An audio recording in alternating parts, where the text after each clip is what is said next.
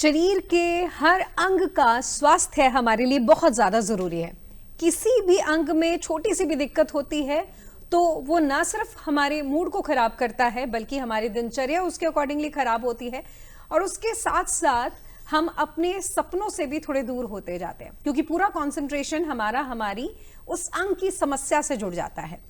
और आज हम आपको जोड़ रहे हैं न सिर्फ एक समस्या के साथ बल्कि उसके उपचार के भी साथ। नमस्कार, मैं निधि हूं आपके साथ और आज के इस कार्यक्रम में हम बात करेंगे किडनी से जुड़ी हुई समस्याओं और उससे जुड़े हुए उपचार के विषय में। और आज के इस कार्यक्रम में हमारे साथ आज हमारे स्टूडियो में हमने आमंत्रित किया है डॉक्टर विवेक कुमार को, जो कि हैं एसोसिएट प्रोफेसर न्यूरोलॉजी डिपार्टमेंट से हमारे साथ PGI-MER से, और हमारे साथ हैं डॉक्टर जैस्मिन सेठी जो कि हैं assistant professor neurology department PGI-MER से हमारे साथ। डॉक्टर्स, आपका आज के इस कार्यक्रम में स्वागत है। धन्यवाद। जैसे आज हमने बात की कि हर हेल्थ शो में हम एक समस्या पर बात करते हैं और उसके समाधान के साथ अपने दर्शकों को जोड़ते हैं। तो मार्च का महीना डेडिकेट किया जाता है किडनी के स्वास्थ्य को लेकर। तो डॉक्टर विवेक, मेरा पहला सवाल आप ही से है, क्योंकि हर महीने को एक प्रॉब्लम के साथ जोड़ना और उसके समाधान के साथ जोड़ना कितना ज़रूरी है और मार्च का ही महीना क्यों? देखिए, ऐसा है कि किडनी डिसीज़ जो है इसको जितनी इम्पोर्टेंस मिलनी चाहिए थी उतनी इसे अभी तक मिली नहीं है।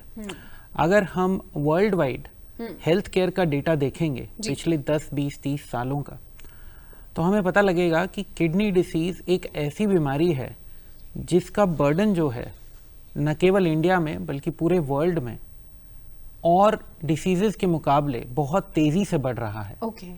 और ये प्रोजेक्टेड है कि आने वाले समय में 2030, 2040 तक किडनी डिसीज जो है ये एक बड़ी प्रमुख बीमारी होगी।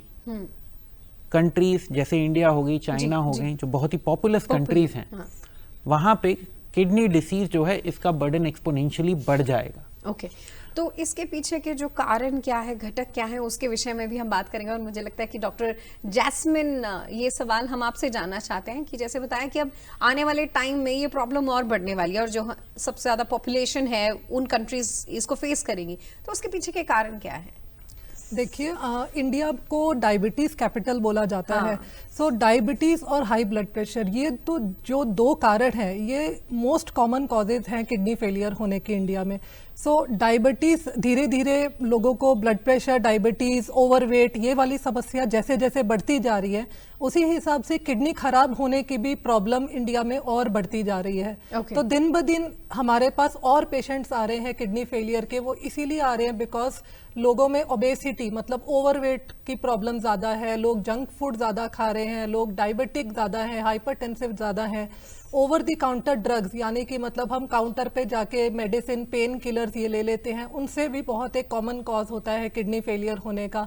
सो ये कॉमन कॉजेज हैं इंडिया में जो किडनी फेलियर होने के कॉमन रीजंस हैं। डॉक्टर विवेक, जैसे डॉक्टर जैस्मिन ने भी कुछ इम्पॉर्टेंट पॉइंट्स बताए, स्पेशली ये भी बताया कि अगर हम ऑलरेडी हमें हाइपरटेंशन है या डायबिटिक है या ओबेसिटी है तो उससे चांसेस बढ़ जाते हैं किडनी डिजीज होने के। और कौन कौन से ऐसे हेल्थ रिलेटेड कंसर्न है जो कि किडनी डिजीजेस के लिए रिस्पॉन्सिबल है? जैसे इन्होंने कहा था कि बिन पूछे हम बहुत सारी मेडिसिन भी कंज्यूम करते रहते हैं। जी, जो मेजर रिस्क फैक्टर हैं वो तो डायबिटीज़ और हाइपरटेंशन ही है। एक और चीज़ जो प्रेवलेंट है वो है किडनी स्टोन डिसीज़। एक चीज़ हमें समझने की ज़रूरत है कि ये जितने भी रिस्क फैक्टर हैं किडनी डिसीज़ के, जैसे डायबिटीज़ हो गया, हाइपरटेंशन हो गया, इवन किडनी स्टोन डिसीज़, इस चीज़ की पॉसिबिलिटी बहुत ज़्यादा होती है कि ये चीज़ें बहुत लंबे समय तक, जब तक इनकी वजह से आपके शरीर में कुछ मेजर डिसरप्शन नहीं हो जाती, तब तक ये जितनी भी चीज़ें हैं ये अनरिकॉग्नाइज चलती हैं। और इनकी वजह से, इनका कंट्रोल ना होने की वजह से आपके ऑर्गन्स में, शरीर में मल्टीपल ऑर्गन्स जिनमें ब्रेन और हार्ट भी हैं, उनमें प्रोग्रेसिवली धीरे धीरे धीरे धीरे इरिवर्सिबल चेंजेस होने लगते हैं। तो इसलिए जब तक पेशेंट को सिम्टम्स आने शुरू होते हैं, जब तक पेशेंट को ऐसा लगता है कि अब मैं ठीक नहीं हूँ, मुझे कमज़ोरी लग रही है या मेरा खून कम हो रहा है, तब तक एक्चुअली क्या होता है कि जो डिसीज होता है वो काफ़ी एडवांस्ड हो चुका होता है और उसकी वजह से मल्टीपल ऑर्गन्स में डैमेज हो चुका होता है। मतलब यानी अगर आपको किडनी प्रॉब्लम है तो ये इम्पैक्ट हमारे बाकी ऑर्गन्स के ऊपर भी एडवर्सली साथ साथ करेगा। जी जी, किडनी शरीर के लिए एक बहुत ही वाइटल ऑर्गन है। सबको पता है कि किडनी का मेन काम जो है वो बॉडी में जो भी मेटाबॉलिक प्रोसेसेस हैं उसमें जो वेस्ट प्रोडक्ट्स जनरेट होते हैं उनको एक्सक्रीट करना है थ्रू यूरिन। बट किडनी का काम सिर्फ एक्सक्रीशन ऑफ वेस्ट प्रोडक्ट्स नहीं है। किडनी एक बहुत ही मेटाबॉलिकली एक्टिव ऑर्गन है। दो इंपॉर्टेंट हार्मोन्स जो एक खून बनाने के लिए है और एक विटामिन डी के एक्टिवेशन के लिए है वो किडनी में ही बनते हैं या प्रोसेस होते हैं फाइनल फॉर्म में। और साथ ही साथ किडनी अदरवाइज और भी बड़े सारे मेटाबॉलिक पाथवेज में एक प्रोमिनेंट रोल है किडनी का। इनफैक्ट हम अपने जो टेलीविजन स्क्रीन है उस पर भी पिक्टोरियल डिपिक्शन के जरिए कैसे किडनी वर्क करती है और उसके सारे प्रोसेस को अपने दर्शकों के साथ जोड़ रहे हैं। डॉक्टर जैस्मिन, डॉक्टर विवेक ने जैसे बहुत इंपॉर्टेंट एस्पेक्ट्स के साथ हमें जोड़ रहे हैं, आप भी जोड़ रहे हैं, तो मैं जानना चाहती हूँ कि हमें पता कैसे चले। जैसे इन्होंने कहा कि जब तक हमें पता चलता है, जब हम कमजोरी लगने लग जाती है, ब्लड हमारा कम हो जाता है, तब तक बात आगे बढ़ चुकी होती है। तो कैसे पता करें कि कहीं हमें किडनी से रिलेटेड प्रॉब्लम तो नहीं है? कुछ उसके इंडिकेशंस हैं जिसे समझना जरूरी। ये बहुत ही आपका इम्पोर्टेंट सवाल है और इससे मैं दर्शकों को ये बताना चाहूँगी कि किडनी डिजीज़ को हम एक साइलेंट किलर बोलते हैं। हम साइलेंट किलर उसको इसलिए बोलते हैं क्योंकि बहुत ही end stage of kidney failure तक पेशेंट को हो सकता है कोई भी सिम्टम्स ही ना हो। इनफैक्ट हमारे पास काफ़ी पेशेंट्स आते हैं कि किडनी एकदम लास्ट स्टेज पर फेल हो चुकी है पर कोई भी उनको सिम्टम्स ही नहीं होते। तो यूजुअली जो अर्ली सिम्टम्स होते हैं किडनी फेलियर के उसमें हो सकता है पेशेंट को सूजन आना शुरू हो जाए पैरों में या ब्लड प्रेशर बढ़ने लग जाए, आंखों के अराउंड सूजन आ सकता है, यूरिन में झाग आना शुरू हो सकता है या फिर पेट में या बॉडी में स्वेलिंग आना शुरू हो सकता है। तो ये कुछ अर्ली सिम्टम्स होते हैं किडनी फेलियर के जो कि हम इजीली पकड़ सकते हैं। But most of the patients, most of the cases में बिल्कुल advanced and stage of kidney failure तक आपको हो सकता है कोई भी सिम्टम्स ना हो। तो हम यूजुअली हाई रिस्क ग्रुप जैसे कि ब्लड प्रेशर और जो शुगर के पेशेंट्स होते हैं उनको हम हाई रिस्क ग्रुप बोलते हैं। हम उनमें यही बोला जाता है कि आप वेट मत करें कि आपको सिम्टम्स आए और आप अपने रेगुलर ईयरली बेसिस पर दो जो इम्पोर्टेंट टेस्ट होते हैं किडनी फेलियर को डिटेक्ट करने के लिए अर्ली, वो आप नियमित रूप पे अपने हर ईयरली कराते रहें। तो ये कुछ ऐसे इंपॉर्टेंट पॉइंट्स हैं जिससे आप ना सिर्फ खुद तक रखें बल्कि अगर कोई किडनी डिजीज को लेकर जो अवेयरनेस आप अपने लेवल पर भी स्प्रेड कर सकते हैं। अभी हमारे साथ कुछ सवाल जुड़ चुके हैं हमारे दर्शकों के किडनी से रिलेटेड प्रॉब्लम्स। जी, अगर रात्रि में बार बार यूरिन के लिए जाना पड़ता है तो क्या इसका संबंध भी किडनी की बीमारी से है? डॉक्टर साहब, अगर ब्लड शुगर और यूरिक एसिड नॉर्मल है और क्रेटिनिन 1.5 है तो किडनी कहाँ तक काम कर रही है, वो सही है या नहीं सही, उसके बारे में बताइए कुछ। डॉक्टर साहब नमस्कार। डॉक्टर साहब, मेरी प्रॉब्लम ये है कि मेरे को रात को जब मैं सोता हूँ उसके बाद मेरे को काफ़ी बार बाथरूम जाना पड़ता है और मैं कई बार तो बार बार जाने से बहुत परेशान हो जाता हूँ और बाथरूम करने में टाइम भी बहुत लगता है। तो मेरे को ऐसी कौन सी एक्सरसाइज या कौन सी मेडिसिन लेनी चाहिए जिससे मेरे को छुटकारा मिले इस चीज़ के लिए? जैसे सवाल है और उसके जवाब मैं आप दोनों से चाहूँगी। तो डॉक्टर विवेक, जो इन्होंने बताया कि बार बार वॉशरूम जाना पड़ता है तो रात को ये जो तकलीफ है उसके ऊपर आप क्या इन्हें कहेंगे? देखिए, जो यूरिनेशन के एक्ट से रिलेटेड जो चीज़ें हम परसीव करते हैं नॉर्मल, उसके लिए कुछ ऐसा नहीं है कि हमें बताना है कि ये चीज़ एबनॉर्मल है या ये एबनॉर्मल है। उसके लिए सिर्फ यही चीज़ कि मुझे बार बार ये चीज़ करनी पड़ती है और औरों को नहीं करनी पड़ती, ये इस चीज़ का एक बहुत बड़ा इंडिकेटर है कि शायद आप में, है ना, यूरिन की वॉल्यूम से रिलेटेड या यूरिन के कॉम्पोजिशन से रिलेटेड शायद कोई एबनॉर्मेलिटी है। अगर आपको जो मिक्सचुरेशन का एक्ट है उसकी फ्रीक्वेंसी या वो जिस तरीके से नॉर्मली होता है इंडिविजुअल में, अगर वो आपको लगता है कि वो ठीक नहीं है या दूसरों से अलग है, तो ये इस चीज़ का इंडिकेटर हो सकता है कि आपको कोई किडनी की या यूरिनरी ट्रैक से ट्रैक्ट से रिलेटेड कोई कोई issue। प्रॉब्लम हो। तो डॉक्टर ऐसा भी होता है क्या कि रात को या 5-6 बजे के बाद अगर हम लिक्विड इनटेक ज्यादा रखते हैं तो भी that can be the reason? देखिए ऐसा है कि नॉर्मली बॉडी अपने आप को स्लीप साइकिल के साथ एडजस्ट करती है, ठीक है। और यूरिन की जो कॉन्सेंट्रेटिंग एबिलिटी होती है वो इस तरीके से होती है कि रात को आपका यूरिन थोड़ा कॉन्सेंट्रेट होता है, उसका वॉल्यूम थोड़ा कम प्रोड्यूस होता है ताकि आपको रात को ना उठना पड़े। ओके। अगर आप शाम को पानी पी भी रहे हैं तभी भी उसके बावजूद ऐसा नहीं है, अगर आपने बहुत ही ज्यादा पी लिया तो अलग बात है, बट यूजुअल कोर्स में अगर आपने पानी पी लिया तो इसका मतलब ये नहीं है कि आपको रात को 4-4, 5-5 बार ठीक उठना है। पड़ेगा। जी। तो अगर आपको यूरिन के लिए रात को 4-4, 5-5 बार जाना पड़ रहा है तो इसका मतलब ये है, इसका और भी मतलब हो सकते हैं, पर ब्रॉड सेंस में इसका ये मतलब है कि किडनी जिस तरीके से पानी को रात को कंजर्व करती है, यूरिन को थोड़ा सा कम बनाती है, यूरिन को कॉन्सेंट्रेट करती है ताकि यूरिन वॉल्यूम इतनी ना हो कि आपको बार बार उठना पड़े, शायद वो मैकेनिज्म आपके केस वीक में हो रहा है। वीक हो रहा है या थोड़ा खराब है। और ये एक बड़ा ही कॉमन सिम्टम है जो आई वुड से कि पेशेंट्स इग्नोर करते हैं, और जब हमारे पास आते हैं और हम पूछते हैं कि आप रात को कितनी बार पेशाब उठते हैं तो वो बोलते हैं कि अभी सोजिश तो मुझे अभी सिर्फ 2 महीने से आई है, पर रात को पेशाब मैं पिछले 8 महीने से उठ रहा हूँ। तो ये एक कॉमन सिम्टम है जिसको मेरे हिसाब से नजरअंदाज नहीं करना चाहिए। हालांकि हमें ये ध्यान रखना चाहिए कि इसके कुछ और कारण भी हो सकते हैं। वैसे ना सिर्फ कारणों के बारे में चर्चा है, बातें वो भी हैं, अगर आपकी कोई समस्याएं हैं उसका समाधान भी आज के इस कार्यक्रम में हम ले रहे हैं, और हमारे साथ कुछ और सवाल भी जुड़ चुके हैं। उसके बाद हम डॉक्टर जैस्मिन आपके साथ सवालों के जवाब देंगे। डॉक्टर साहब नमस्कार, मैं आपसे अपना एक एक्सपीरियंस शेयर करना चाहता हूं और चाहूंगा कि आप हमारे इस एक्सपीरियंस से उठे प्रश्न को भी आप एक आंसर देंगे। पिछले वीक में डॉक्टर के रिकमेंडेशन पे हमने 3 पैथ लैब से अपनी RFT टेस्ट करवाई। तीनों की फाइंडिंग बिल्कुल अलग अलग। एक की क्रेटिनाइन लेवल 0.92, दूसरे की क्रेटिनाइन लेवल 1.38 और तीसरे की क्रेटिनाइन लेवल 1.48। तो इतनी वेरी क्यों? जब हमने डॉक्टर से कंसल्ट की तो डॉक्टर ने कहा कि अलग अलग पैथ लैबों की पैरामीटर अलग होता है, तो ये मुझे समझ में नहीं आया। तो इसके विषय में आप क्या कहना चाहेंगे? जी डॉक्टर जैस्मिन।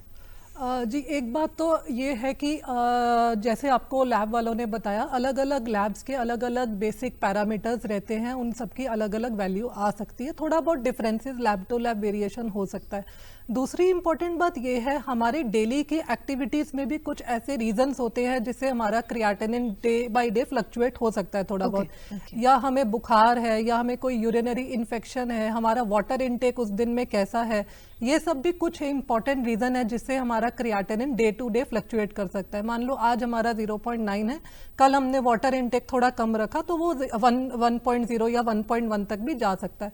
तो इतना डे टू डे फ्लक्चुएशन हमारी डेली हैबिट्स, हमारा डेली वाटर इनटेक कैसा है, उन सब पे भी डिपेंड करता है। ओके, तो इसीलिए इसमें चेंजेस दिखाई देते हैं। अच्छा, एक और सवाल पिछले सवालों में पूछा गया था, वो रिलेटेड था यूरिक एसिड से। सो क्या यूरिक एसिड भी रिलेटेड है कि किडनी से रिलेटेड प्रॉब्लम्स को बढ़ाने वाला है, डॉक्टर विवेक?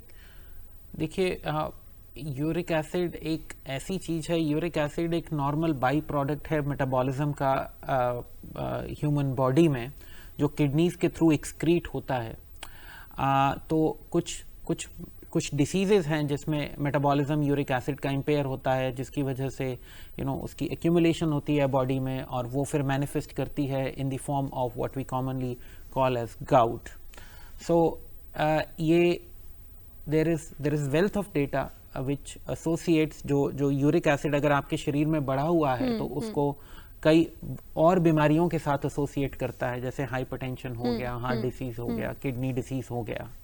बट एक बात ज़रूर है कि जो पेशेंट्स गाउट के होते हैं या जिनमें यूरिक एसिड परसिस्टेंटली बहुत ज़्यादा एलिवेटेड रहता है, अगर उनमें इस चीज़ का रिस्क रहता है कि उनमें किडनी डिसीज़ यूरिक एसिड की प्रेसिपिटेशन की वजह से किडनी में प्रोड्यूस हो जाए।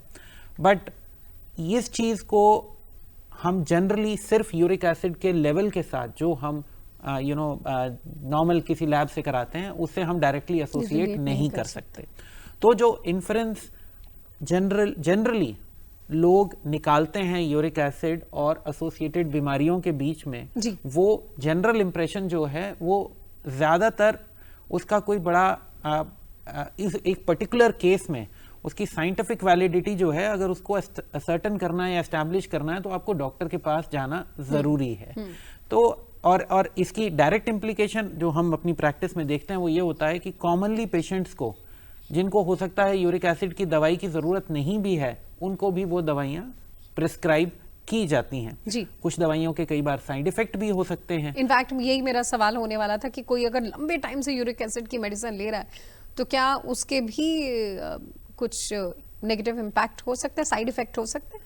देखिए, जिनमें मेडिकली इंडिकेटेड है उनमें तो मेडिकली इंडिकेटेड ही इसलिए है बिकॉज उस दवाई का लॉन्ग टर्म में उनको या शॉर्ट टर्म में उन पेशेंट्स को उस दवाई का फायदा होगा with respect to their health status.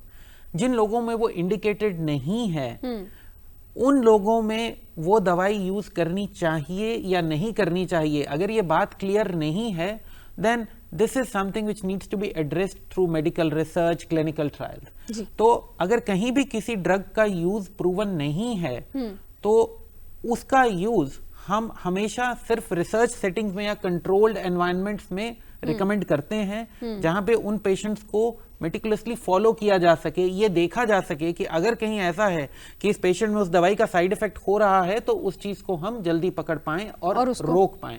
तो इन a nutshell I would say कि अगर कोई भी ऐसी चीज है आपको लगती है तो जाके पहले अपने डॉक्टर से कंसल्ट करिए। जो चीज आपको लग रही है कि ये चीज इसके साथ एसोसिएटेड है वो जरूरी नहीं है जैसे उसके साथ डायरेक्टली एसोसिएट नहीं हो या ना। बिकॉज ये किडनी डिसीज और यूरिक एसिड के केस में तो ये चीज बड़ी इसके एक बड़ा अच्छा उदाहरण है। बिकॉज जैसे मैंने आपको बताया कि यूरिक एसिड एक नॉर्मल बाई प्रोडक्ट है मेटाबॉलिज्म का, प्रोड्यूस होता है, किडनी उसको यूरिन में एक्सक्रीट करती है। तो जिन भी पेशेंट्स का किडनी फंक्शन कम होता है उनका यूरिक एसिड नॉर्मली बढ़ना शुरू हो जाता है, पर उसका मतलब ये नहीं है कि यूरिक एसिड बढ़ा हुआ इस वजह से उन्हें किडनी डिसीज है।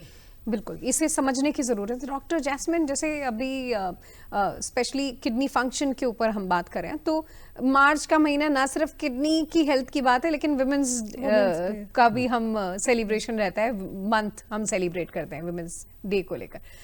तो मैं ये सवाल आपसे जानना चाहती हूँ कि औरतों को लेकर जो किडनी से रिलेटेड समस्याएं हैं उनके पीछे के कारण क्या है? लाइफस्टाइल में कौन कौन सी ऐसी चीजें हैं जिसके पीछे वुमेन में किडनी की डिजीज बढ़ रही है? वुमेन्स डे और किडनी डे के लिए ये बहुत ही इंपॉर्टेंट क्वेश्चन है। देयर आर सम डिजीजेस, कुछ डिजीजेस ऐसी हैं जो कि वुमेन में स्पेशली ज़्यादा कॉमन है। उनमें से एक हमारी होती है SLE, जो किडनी में सूजन आ जाती है। दूसरी ग्रुप ऑफ डिजीजेस जो वुमेन में ज़्यादा कॉमन पाई जाती हैं वो है प्रेगनेंसी रिलेटेड किडनी डिजीजेस। सो प्रेगनेंसी में हाई ब्लड प्रेशर होता है, उससे किडनी डिजीज़ भी हो सकती हैं। तो ये ग्रुप ऑफ 2 डिजीजेस हैं जो वुमेन में स्पेशली ज़्यादा होती हैं। तीसरा मैं आपको ये भी बताना चाहूँगी इससे अपने व्यूअर्स को कि वुमेन में स्पेशली बहुत सी फीमेल्स, आजकल सबको फेयरनेस का एक अलग ही क्रेज रहता है, तो बहुत सी females fairness cream, unregulated fairness creams use करती हैं। बट आजकल हमारी रिसर्च ऐसी आ गई है कि फेयरनेस क्रीम्स में बहुत ही हाई क्वांटिटीज़ में कुछ हैवी मेटल्स जैसे कि मर्करी होते हैं और इनसे हमारी किडनीज में डैमेज हो सकता है, किडनीज में से प्रोटीन लीकेज की समस्या स्टार्ट हो सकती है। So this is a new research which has come up, like fairness creams are also linked with kidney diseases and this is very important.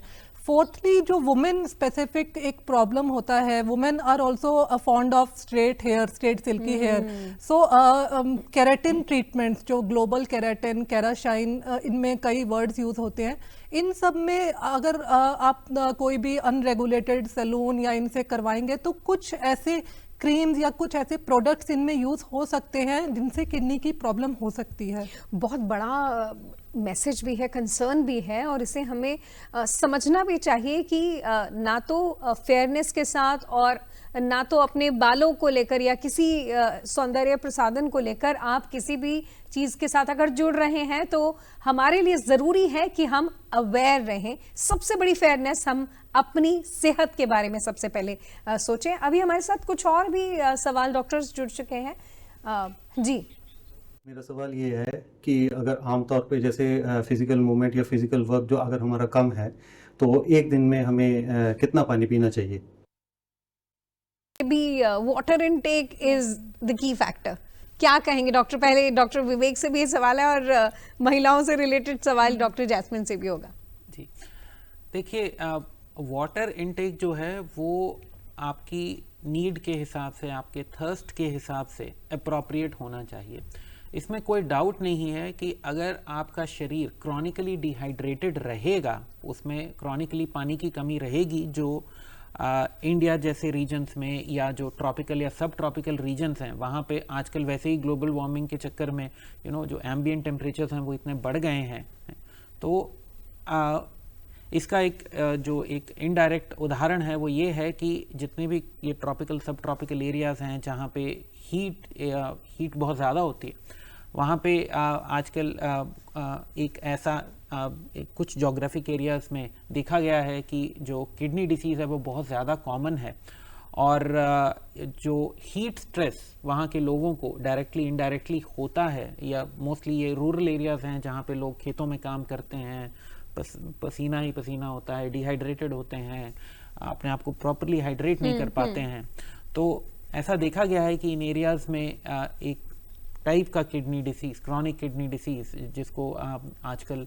Generally CKD-U भी बोला जाता है, क्योंकि उसका कॉज क्लियर नहीं है, पर उसमें माना गया है कि शायद ये जो क्रॉनिक डिहाइड्रेशन है ये एक कंपोनेंट हो सकता है। तो इसलिए ये ज़रूरी है कि कोई भी ऐसी सिचुएशन, जो मैं ये तो नहीं बोलूँगा कि आप पानी ज़्यादा पीजिए, हाँ, पर ये बात ज़रूर है कि कोई भी ऐसी सिचुएशन जिसमें ये पॉसिबिलिटी है या ये रिस्क है कि आप डिहाइड्रेट हो सकते हैं, तो ऐसी सिचुएशन में आप अपनी हाइड्रेशन का पूरा ध्यान रखिए। ये अगर आपको बहुत ज़्यादा लूज मोशन लग गया या उल्टियाँ हैं और आप बहुत बुरे हाल से डिहाइड्रेट हो गए, आपका ब्लड प्रेशर कम हो सकता है, उसकी वजह से एक्यूटली किडनीज का शटडाउन भी हो सकता है।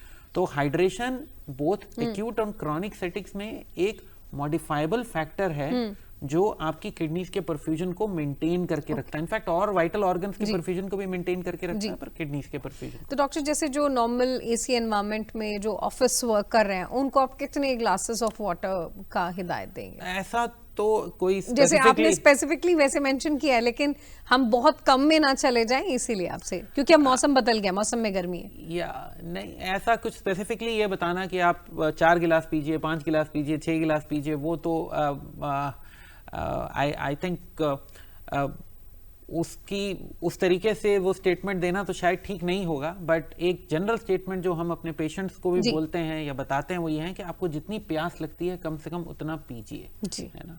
अक्सर ये देखा गया है कि लोग पानी नहीं पीते हैं इसलिए कि मेरे को उठ के यहाँ से वहाँ जाना पड़ेगा, या मुझे वहाँ से पानी लाना पड़ेगा, या अभी नहीं, थोड़ी देर रुक जाता हूँ। तो इस तरीके की चीज़ें अगर ना करें, अपने आप को हाइड्रेटेड रखें, बिकॉज ये जो चीज़ मैं बात कर रहा हूँ डिहाइड्रेशन की भी, वो भी इन जनरल जो डिसीजेस के पैटर्न है या रिस्क फैक्टर्स के पैटर्न है उन्हीं को फॉलो करता है। कि अगर आप माइल्ड फॉर्म में होगा तो उससे आपको कोई फर्क नहीं पड़ेगा, पर अगर क्रॉनिकली और रिपीटेटिवली वो चीज़ हो रही है तो इन चीजों का बुरा प्रभाव करने का रिस्क होता है। तो इसलिए अपने आप को एडिक्वेटली हाइड्रेटेड रखें, है ना। नॉर्मली जितना इसको मैं अगर किसी और तरीके से फ्रेज करूं तो ये है कि नॉर्मली हमारा शरीर जितना भी वेस्ट प्रोडक्ट्स बनाता है जिनको हमें किडनीज के थ्रू एक्सक्रीट करना होता है, तो उनके लिए उन सारी चीज़ों को मैक्सिमम कॉन्सेंट्रेटिंग एबिलिटी पे अगर आपने एक्सक्रीट करना है तो आपको एटलीस्ट 500, 600, 400 से 600 ml के करीब यूरिन प्रोड्यूस करना ही करना है।